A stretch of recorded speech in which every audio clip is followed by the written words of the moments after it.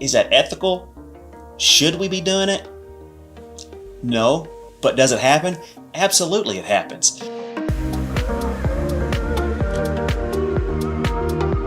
Hey everybody, Zach Donovan here with Real Estate Revealed. This is the first episode, so it's kind of an introductory video. There's been a lot of news recently with the NAR Settlement and the new changes coming down from the Department of Justice. So we're going to talk about that today. That's going to break the ice, jump right into this channel. If you like what you hear today, subscribe and click that bell to get those notifications.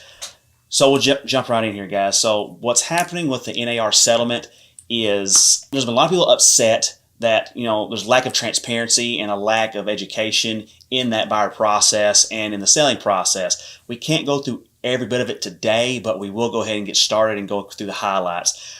Some of the biggest things change-wise is that we're looking at what's called a buyer's brokerage or broker's buyer's agreement. Basically a buyer's agency representation agreement.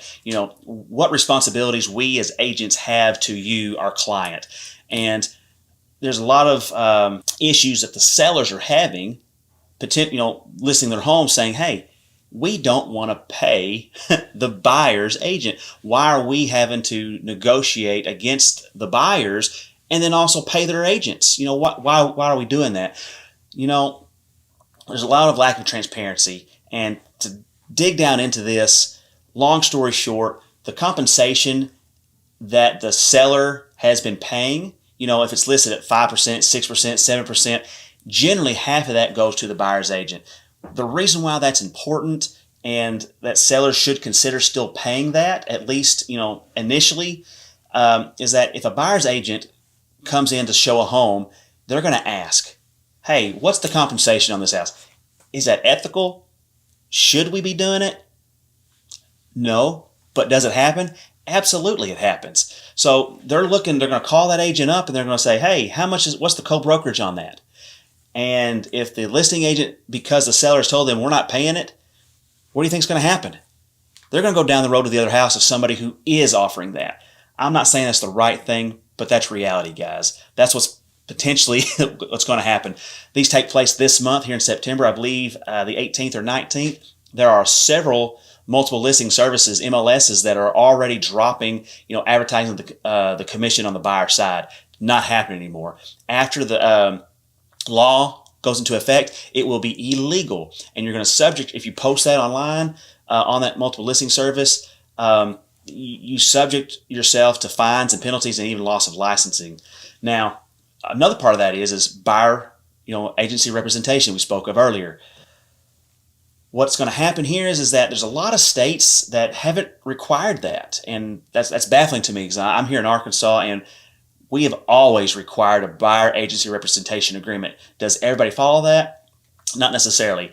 One of the things that I always do is that I have this buyer's rep agreement in place so it shows to my client what my responsibilities are to them and what their responsibilities are to me. So a part of that is compensation. Guys, if you're an agent and you're watching this, be transparent. Be upfront with your client. If you can't be honest with them, why would they be honest with you?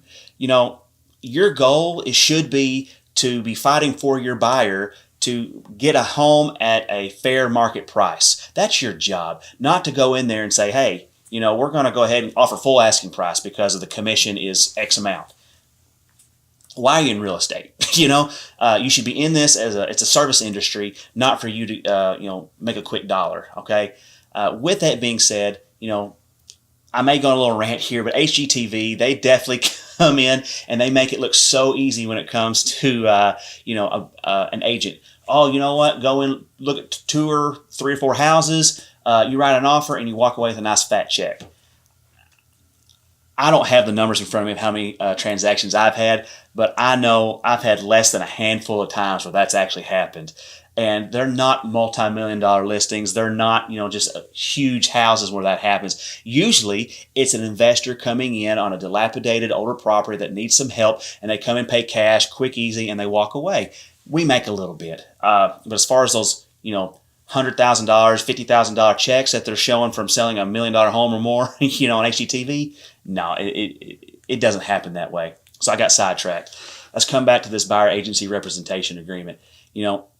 Part of the responsibilities are, as an agent, is to go through this agreement. I have it pulled up here and explain exactly what that all looks like and what that means to them. And a part of that is compensation. One of the rules that is coming down from the Department of Justice, if you don't have a buyer's agent agreement, you're risking not getting paid.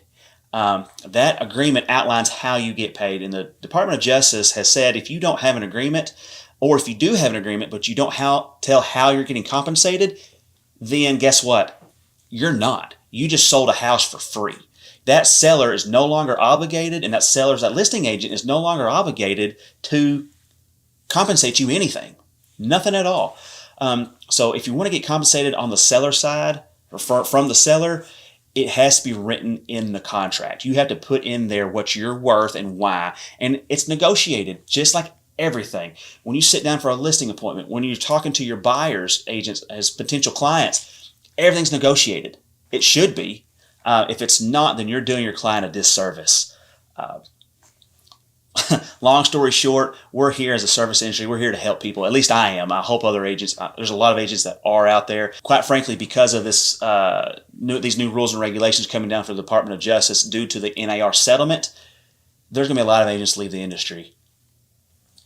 That's fine. I'm okay with that. If you want to be one of those agents that's going to be here, come long term, you need to start abiding by these rules and determine what your value proposition is to your clients. With that being said, guys, I know I went through a whole lot today. If you're interested in learning more about this, reach out to me. Click that button, that subscribe button, hit that bell, and get these notifications, and talk to you guys soon.